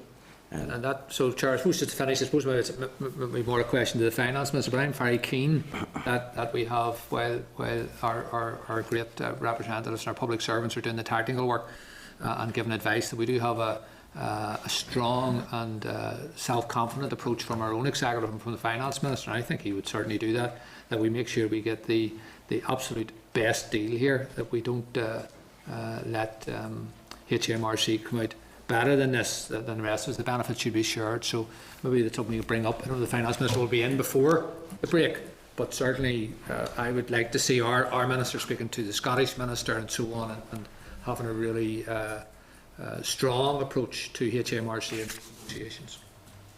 Okay, Leslie. Thanks, Chair. Turning just to the additional fiscal powers, in our briefing paper it refers to and I quote, as regards further fiscal devolution, the main UK taxes and duties have been examined in terms of recent policy developments. Current position of Scotland and Wales has been referred to, impact of deviating from national policy and administration issues involved. Given that the evidence-based assessments on the devolution of other fiscal powers were updated several occasions to reflect developments such as the Autumn Statement 2014 and the Budget 2015, why were these not provided to the committee, especially as we had requested an update in September 2015? In fact, I noticed that the last time we were updated was in December 2014. Well, it's something that we've been constantly looking at in terms of the assessment, and as you say, there are events that that we've needed to reflect. It's also important, I suppose, one of the key criteria that the then Finance Minister set was around affordability and the implications it would have for public expenditure in Northern Ireland. And at that time, discussions were ongoing in relation to corporation tax. So the decision then to be taken on corporation tax has a significant bearing on the affordability issue and issues around how our public expenditure would be managed, and whether we're already incurring a significant charge to the block and how that would play in. So they are not pieces of work that have been completed. They are not pieces of work that we have put to the Minister, and the Minister had not, and the previous Minister had not taken a decision in terms of how he'd wanted to take that work forward, and how she had wanted to take that work forward at that point. So it's something that now we know where we are in corporation tax broadly, in terms of that there's a decision. We know what the public expenditure implications broadly are going to be. We're now in a better place to provide advice to Minister on the relative merits of various taxes, and it's advice that we would hope to be putting to him in the near future, and it'll be for him to decide how he wants to take this forward. But you really haven't answered my question. Why do you not consult with this committee? Well, we had, I believe we did have a session scheduled, which was cancelled a number of months ago, unfortunately. there isn't a finished product. There isn't a report. For example, there's advice to the minister, but the minister hasn't, and the previous minister didn't at that point have an opportunity to engage with officials, and hadn't given us a direction as to how she then wanted to take that forward. So we were scheduled to come for an oral briefing to discuss the issues with the committee, but when that was cancelled, this is the next opportunity we've had. But there isn't a report per se that we could send to the committee and say. But you've certainly done Sir Humphrey proud there, Tony. But I think it'd make a lot of sense to consult with the committee on ongoing issues. It doesn't have to be a fait accompli. Hopefully, it's better, especially as over recent months, with working directly with the department, we've managed to overcome a lot of problems together. And our information is way out of date now. Just to follow that on, though, that while the evidence-based assessments are to be further updated and considered by the new minister, again, are we going to have to wait another 14, 15 months before we hear anything? And even then, if we ask. Well, we'll be putting that advice very, very shortly to the minister. It'll be for him to decide how he wants to take it forward. I would like to think that we will be, this is the first opportunity for us to engage on this, and I would, we'd be more than happy to come back to the committee and discuss it as we work through this work. Okay, thanks, Chair. Okay. Just in terms of air passenger duty, is there any updates in regard to it, or is the minister any particular view that varies with the previous minister? We had a session, you recall, when we had the Ulster University here, where we discussed the analysis. That analysis still stands. That will, it was put to the previous minister. It will form part of our advice to the new finance minister. He is on record when he was at the Northern Ireland Affairs Committee last week or the week before, saying that he didn't see a particularly strong case for the use of the devolution and reduction of short-haul APD as an economic policy tool. Yeah. And obviously that is that the only report that's been taken into consideration? Because obviously PricewaterhouseCoopers usually made a report that would have suggested a different direction in terms of air passenger duties. Well, the PwC report was looking at it, looking at the case for doing this across the UK as a whole. And previous ministers have been on the record as saying that they think APD is a bad tax. They think it's a tax that impacts negatively on regions such as Northern Ireland, given our geographical location.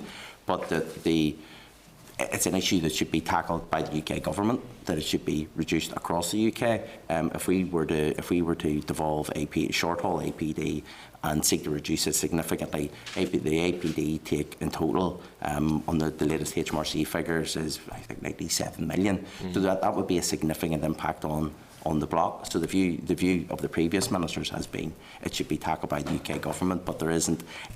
Devolving it and reducing it isn't the most cost-effective way of addressing the connectivity challenge. And I know DETI are looking at our route development funds, and I understand that that's something they're looking to progress very shortly. But are you taking into account some of the comments that have been made in recent times by the airports, by those who operate the airlines, saying APD is the big issue that needs to be addressed locally, and if there is an opportunity for local politicians, that might greatly help tourism here? Yes, well, we certainly take those comments on board from the industry. As part of the Ulster University work, they did consult with the airlines to inform their analysis in terms of how it would influence behaviours. The airlines have the airports were in front of the Northern Ireland Affairs Committee, and have made a strong case that they believe that APD is an impediment. We agree with them. We think it's an impediment. We would like to see it reduced. But when you take into account the impact that it has on the block grant, the research is saying to us that there are more effective ways of tackling this issue. Because every time that report's mentioned, it should be said that's a terrible piece of work, and I've a lot of respect for the Ulster School of Economics and Neil Gibson and Oxford Economics and all the rest of them, but it's a terrible piece of work, that on APD, and it's clear from the evidence in front of your eyes. Dublin had 25 million passengers last year, and Aldergrove I think it's 4 million. And since we're talking about Scotland, the airports last week said, let's abolish half APD. Let's work with that, and that may be a solution here. But certainly the status quo, and I really welcome the Minister of Enterprise this week, saying he's going to bring forward the Early Development Fund, but it's a sort of second-class arrangement, Chair, and the sooner we find a way to get rid of our passenger duty without this punitive approach from our friends in HMRC, if they take the same approach to us around our passenger duties they take to Google, maybe we could get it a much better deal than they're suggesting. But anyway, I'm just adding that, guys, since the Chair brought it up. Okay, then, members? All right. Thanks very much again. Okay.